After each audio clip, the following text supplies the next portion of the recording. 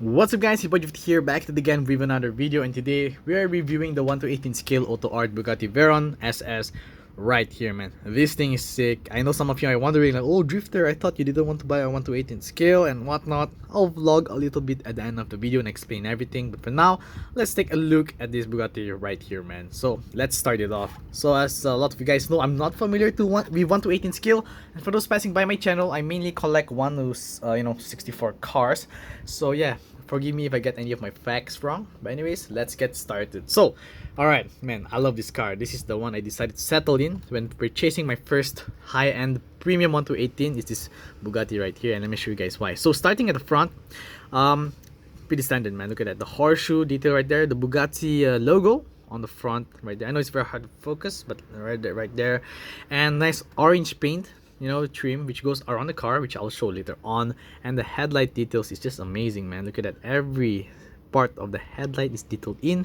There's even some white tints like on the side of the headlight right there. It's really hard to explain, but everything is in place, man. It's just perfect. It's just really perfect. And on top of that, we get a front opening hood, and not like your typical cheap 1/18s which I have in my collection.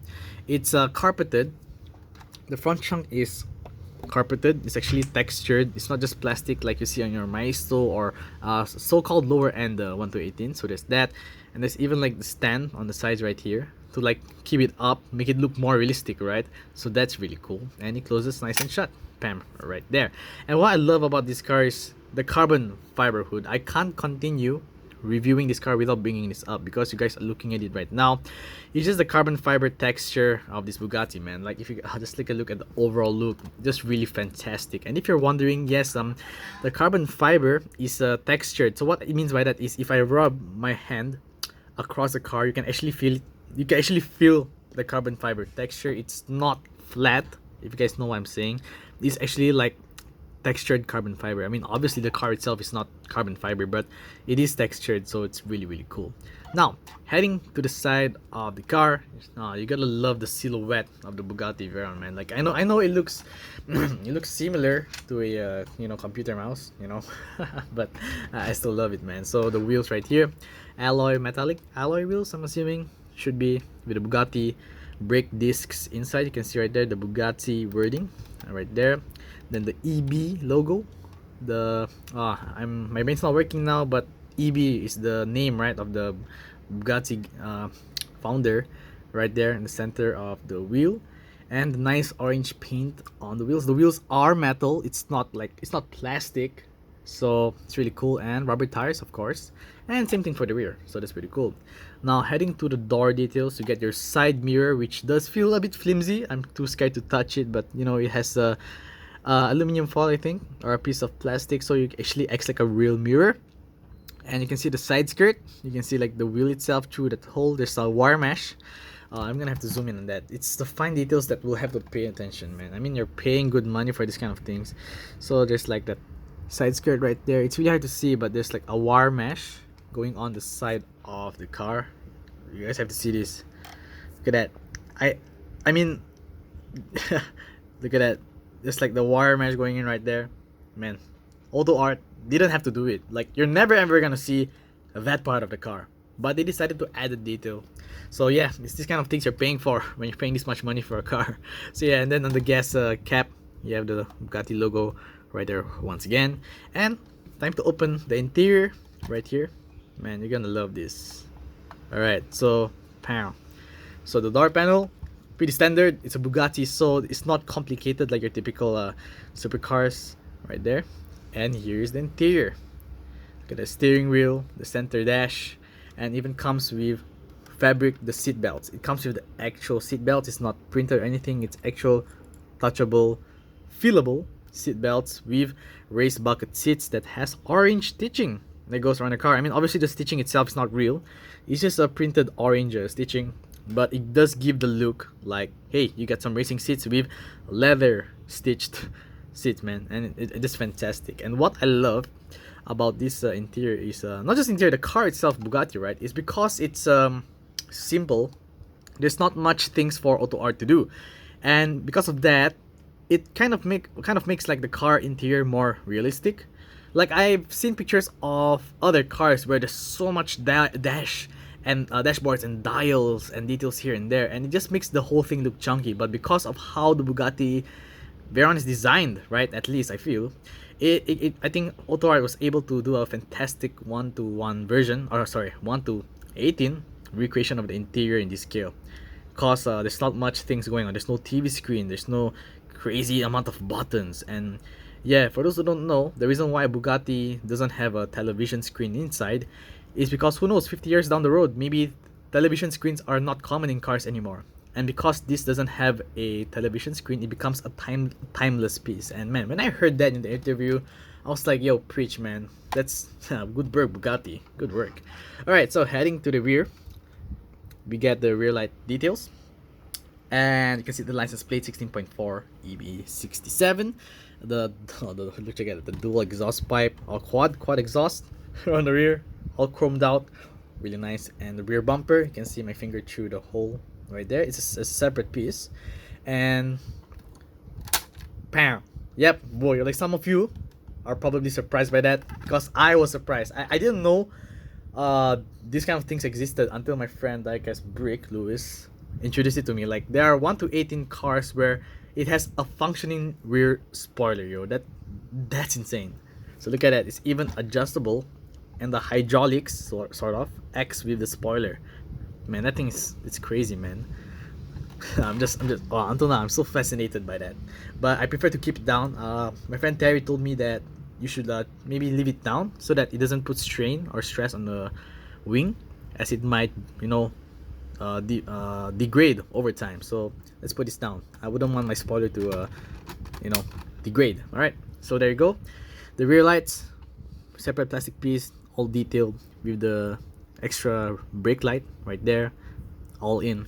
So let's take this out. Pow, this is the best part. Here's a separate piece. You can see the wire mesh. This is the wire mesh detail I was talking about for the side skirts just now. You can see like there's a textured wire mesh. It's actually a plastic piece, but it's printed in a way to make it look like wire mesh. So it's a nice detail right there.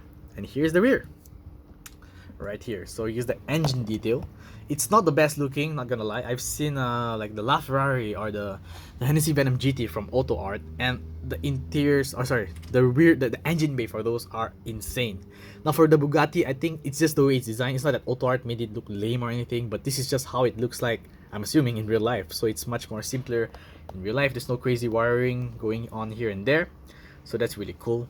But as you can see right here, okay, this is the part where I'm a bit scrub, guys. Sorry, I can't really name the parts right here, but you can see here's the engine right there with the Bugatti logo once again. And on the sides we have, I'm assuming like the intercooler or something. Nah, I already probably got it wrong. You guys are gonna get angry at me. And all this miscellaneous stuff on the back right here. Wait, I'm gonna have to go closer on that. You see all the like the bottles on the oil cap thing to put your oil or the stuff. You guys get it, right? Look at that. Alright, let me bring up the spoiler once again. Alright, so you can see some more things going on in the back. Everything is just all in place. You even have this wire mesh right here that I was talking about earlier.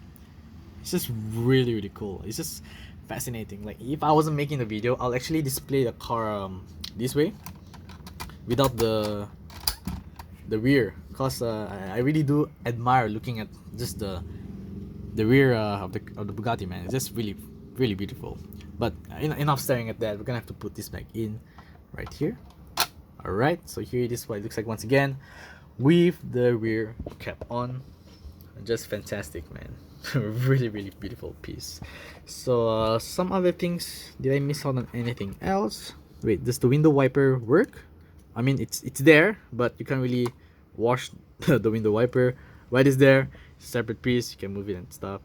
But yeah, I think that's pretty much it for the Bugatti. I mean, it is what it is. You can see it's really well constructed by Autoart, you know, with the famous horseshoe shapes on the side, on the front, you know, all the horseshoe related stuff right there. It's really cool. Side mirrors and all in place. Just all in all, a wonderful piece.